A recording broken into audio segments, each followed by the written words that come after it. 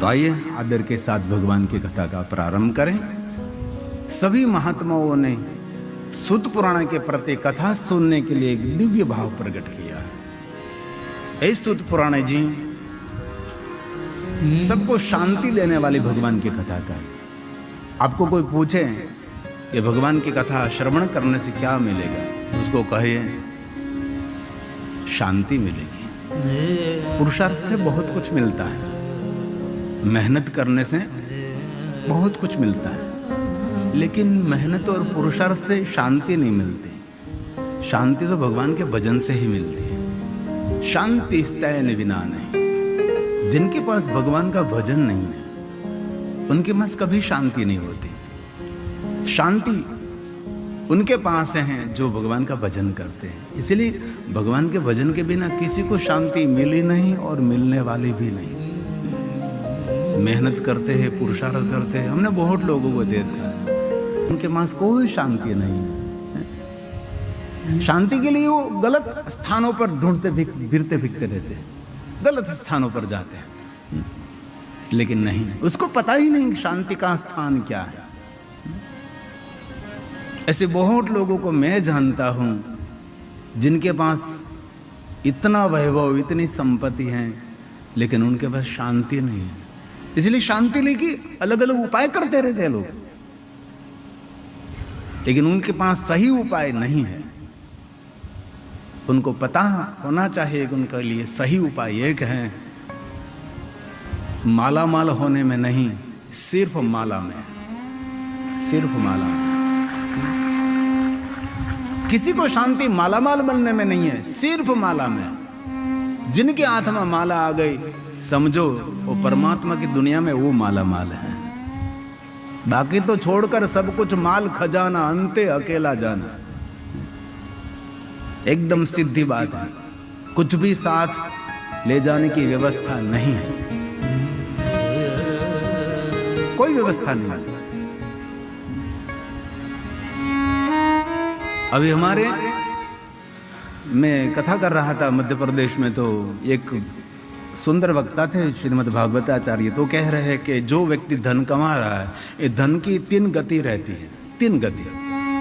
चौथी कोई गति के नाम नहीं दिया, उसने 3 गति की बात करी। मैं सुन रहा था, मतलब सुंदर बात है। बहुत कुछ धन कमाया, पहली गति होगी सत्कर्मों में, जो उसकी मति शुद्ध हो तो सुमति कुमति सबके ऊर्ध्व रही। जहां सुमति तहां संपत्ति नाना, जहां कुमति तहां विपत्ति निधाना। इनके पास जो सुमति होगी तो उसके नो कमाया हुआ धन सत्कर्म में समर्पित होगा, और जो सुमति नहीं है तो उसका धन भोग विलास में चला जाएगा, महफिलों में चला जाएगा, गलत स्थान पर चला जाएगा। लेकिन बहुत लोग ऐसे सत्कर्मों में भी धन अपना समर्पित नहीं करते, भोग विलास में उसका धन का कोई उपयोग नहीं होता।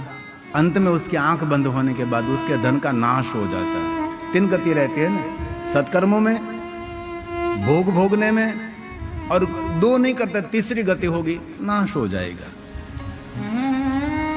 बाद में वो मुझे मिले तो मैंने कहा कि एक चौथी और भी गति हो सकती है। मैंने कहा आपने 3 बात सुंदर कही कि धन कमाया तो सत्कर्मों में, धन कमाया भोग विलास में, नहीं किया तो नाश हो जाएगा। मैंने कहा धन का नाश भी नहीं होगा, भोग विलास में भी नहीं जाएगा, सत्कर्मों में नहीं जाएगा, लेकिन साला और साली को जरूर जाएगा। सालोत्री कोई उनके रिश्तेदार हो जाते हैं और कोई रिश्तेदार नहीं होता, उनको जरूर जाएगा। इसलिए आपने बहुत पुरुषार्थ, बहुत मेहनत की है, तो हमारा धन सही मार्ग पर, श्रेष्ठ मार्ग पर ये धन को समर्पित करें। बाकी तो छोड़कर, ये हमारी बहुत प्रसिद्ध पंक्ति है, छोड़कर सब कुछ माल खजाना। 4 दिन की चांदनी बाद में अंधेरी रात, दूर दूर तक दीप नहीं दिखाई देगा आपको। सत्कर्म हमारे जीवन का दीप है, हमारे जीवन का प्रकाश है। जितना कमा रहे हो सब कुछ सत्कर्म में समर्पित नहीं करना है, लेकिन इसमें से थोड़ा सा।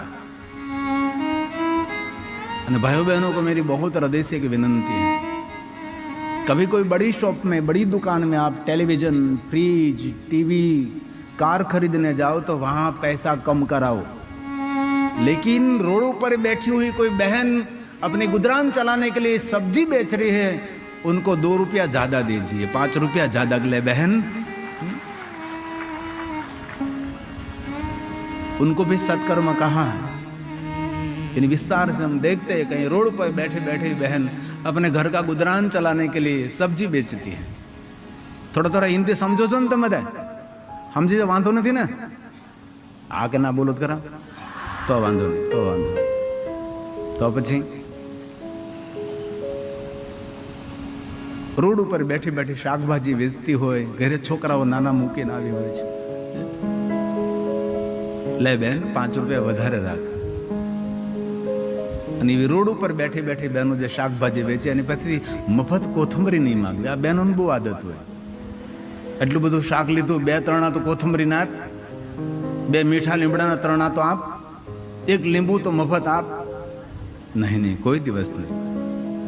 ભગવાને તમને સામર્થ્ય આપ્યું હોય તો તેને 5 રૂપિયા વધારે આપજો. લે બેન, આ તારા ઘરના છોકરા માટે ઘરે જા ત્યારે ભાગ લઈ જાય, અમારા તરફથી પ્રસાદ લઈ જાય.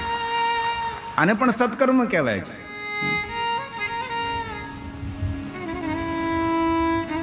એકવાર હું મધ્યપ્રદેશમાં કથા માટે જતો હતો અને કોઈ વચ્ચે કોઈ શહેર આવે, ત્યાં મારા પરમ શિવ ભક્ત હતો. એમને કહ્યું કે હું આ રોડેથી નીકળું છું, મને બપોરનું જમવાનું આપી જાય. એટલે આખા ભારતમાં બધે જ્યાં જઈને સંપર્ક ન હોય, બધે રસ્તે કોઈ એરપોર્ટ ઉપર આપી જાય જમવાનું, કોઈ રોડ ઉપર આપી જાય, એવી બધી ઓળખાણ આખા ભારતમાં ફરું છું. તો ભોજન મને આપી ગયા. મધ્યપ્રદેશ રસ્તે જતો હતો, થોડું ભોજન બહુ ઝાઝું આપી ગયા હતા. મેં હાથમાં રાખ્યું ટિફિન ને બધું. મેં કીધું બપોરનો સમય છે, 1:30 વાગ્યો છે, મેં કીધું કોઈ રોડ ઉપર કોઈ એવું મળે ભૂખ્યું તો એમને આપણે ખવડાવીએ. તો ગાડી તો પૂરપાટ જતી હતી, તો હું કાચમાંથી જોઈ જોઉં કે એક કોઈ દાદા મોઢું ફાટી રહ્યું છે ને, ઉનાળાનો તડકો હતો ને બેઠા હતા, આંફતા હતા. દૂર ગાડી નીકળી ગઈ તો પણ મારી નજર પડી ગઈ, આ એક વડીલ બેઠા છે અને ઝાડની નીચે એટલો તડકો છે, મોઢું ફાટી ગયું છે, ગટપણ હતું. અમે ગાડી પાછી લીધી અને મેં ધીમેકથી વડીલને પૂછ્યું કે તમારે જમવું છે, ભોજન કરવું છે? હિન્દીમાં પૂછ્યું. તો એટલે એના મોઢા પર પ્રસન્નતા, ને એટલું એના મોઢા પર આમાં મુસ્કરાટ આવ્યું, એટલી મોઢા પર પ્રસન્નતા આવી. એ જ સમયે મેં તેને મારી પાસે જે કાંઈ જમવાનું હતું મેં આપી દીધું એમને. નીચે નહીં ઉતરવું, કારણ કે મધ્યપ્રદેશ નીચે કોઈ દિવસ ન ઉતરવું, ગાડીમાં બેઠા બેઠા જે કાંઈ હોય તે. કોઈ દી રિક્સ નહીં લેવાનું. ગુજરાતમાં બરાબર છે ભાઈ, ગુજરાત બહાર કોઈ પણ રોડ ઉપર નીચે નહીં ઉતરવાનું, કાંઈ પણ ઘટના બને, બહુ સાવધાની. ત્યારે મને વિચાર આવ્યો હતો કે એને મેં ખાલી પૂછ્યું કે જમવું છે, તો એટલા મુખ ઉપર મુસ્કરાટ આવી, મુખ ઉપર હાસ્ય આવ્યું. ત્યારે મને લાગ્યું હતું કે આ માણસને એટલું પૂછવું તો એના મુખ ઉપર એટલું હાસ્ય આવ્યું, તો ખરેખર ત્યાંનું હાસ્ય નહીં હતું, એ ભગવાન મહાદેવનું હાસ્ય હતું. આવું જીવનમાં કરતા રહીએ આપણે તો જીવન જીવવાનો ખૂબ આનંદ મળશે. બાકી તો સીધી જ વાત છે, આ જગ પ્રસિદ્ધ પંક્તિ છે અમારી, छोड़ कर सब कुछ माल खजाना, सत्यम सत्यम न संशय, अंधे अकेला जाना, शाबाश. आखिर तो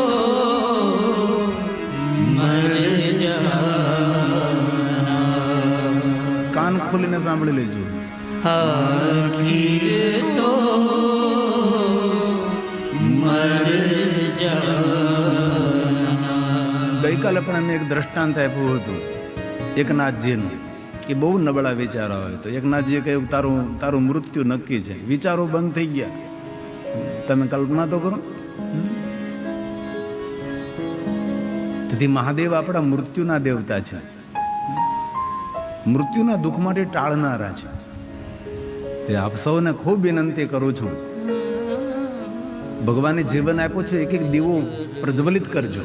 એક એક દીવો મતલબ આપણા સંપર્કમાં કોઈ પણ આવે એને મહાદેવની ભક્તિ તરફ એને પ્રેરિત કરજો. અને તમારા માધ્યમથી કોઈ મહાદેવનો ભક્ત બની જશે ને, એના જીવનમાં અંજવાળું થઈ જશે. એના જીવનમાં દીપ નહીં, દીપ માલા પ્રગટ થઈ જશે.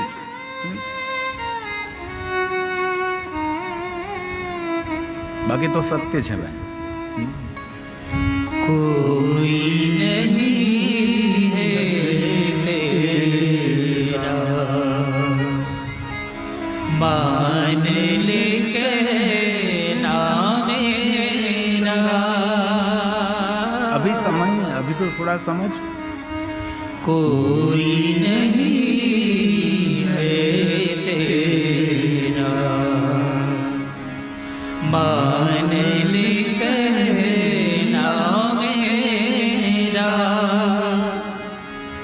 जम किया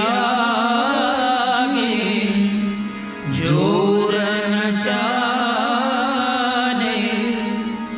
ले जाएगा जीवन तेरा, ले जाएगा जीवन तेरा. इसमें कोई शंका नहीं है. मैं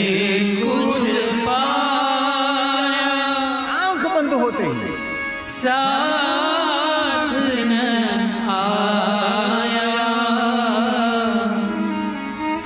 मैं कुछ पाया, साथ न आया,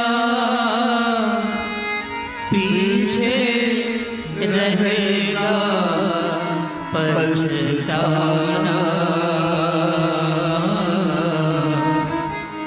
आखिर तो मर जाना, आखिर तो मर जाना. इसलिए भाइयों बहनों, બહુ હૃદયથી પ્રાર્થના છે, બહુ દિલથી પ્રાર્થના છે. ભજન કરજો, ખૂબ ભગવાનની ભક્તિ કરજો. કોઈને મદદરૂપ ન થતો કોઈ જરૂર નહીં, પણ કોઈને નડશો નહીં તેવી એક પ્રાર્થના છે. કોઈના જીવનમાં અડચણરૂપ ન બનો, કોઈના સુખમાં પથ્થર ન મારો. શાંત સરોવર ભરેલું હોય ને પથ્થર ફેંકીએ તો સરોવરની શાંતિ એ બધી વિખાઈ જાય. કોઈની શાંતિમાં ભંગ ન કરવો ભાઈ. તેથી કથા સાંભળ્યા પછી આવી નાની નાની વાતો જીવનમાં ઉતારવાની છે. કથા સાંભળવાથી પુણ્ય જરૂર મળે છે, પણ જીવનને બદલીએ તો જીવન જીવવાનો આનંદ મળે છે. જીવનમાં શાંતિ અને અનુભૂતિ થશે.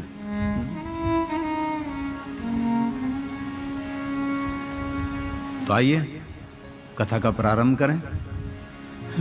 3 દિવસ સુધી હું આવું જ બોલતો રહું છું. આવો કથાનો પ્રારંભ કરીએ, આવો કથાનો પ્રારંભ કરીએ. ઘણા બોલે કે આ ક્યારે કરશે, ખબર નહીં ક્યારે. હે સુત પુરાણી, હે સુત પુરાણી, કથા કહો, આપ કથા કહો. सूत सूत महाभाग चिरंजीव सुखी भव यस्रा वयसि न स्तात शांकरो परमां कथा शांकरो परमां कथा. मनुष्य मात्र ने शांति देवा वाली भगवान की कथा कहा. कथा क्या देती है? कथा शांति का दान करती है. इसलिए कथा श्रवण करनी चाहिए. सत्संग के बिना तो एक भी दिन नहीं बीतना चाहिए. ये बहुत दुर्लभ है जीवन में. व्यवस्था सुलभ है लेकिन बहुत दुर्लभ है.